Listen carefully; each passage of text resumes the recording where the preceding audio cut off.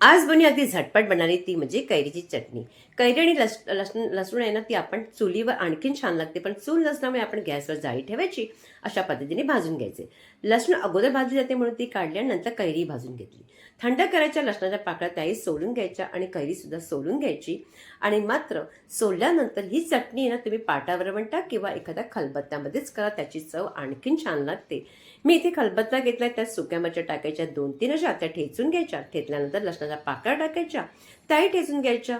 आणि या लसूण आणि आपण या मिरच्या ठेचल्या गेल्यानंतर अगदी त्याच्यामध्ये चांगला बारीक करायच्या. आणि मग जी कैरी आहे ना, ती सगळी कैरी अगदी व्यवस्थितरित्या काढून घ्यायची साली. त्याची जराशी अगदी पातळशी अगदी कोळी राहते.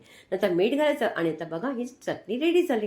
याला आणखीन चव देण्यासाठी तेलामध्ये आपण राई टाकायची आणि त्याचबरोबर कढीपत्ता ही फोडणी घातली आणि त्याच्यावरती घालायची चटणी. मस्त अशी आपली चटणी रेडी होते. चपाती भाकरीमध्ये उत्तम लागते. नक्की हिला करून पाहिजे.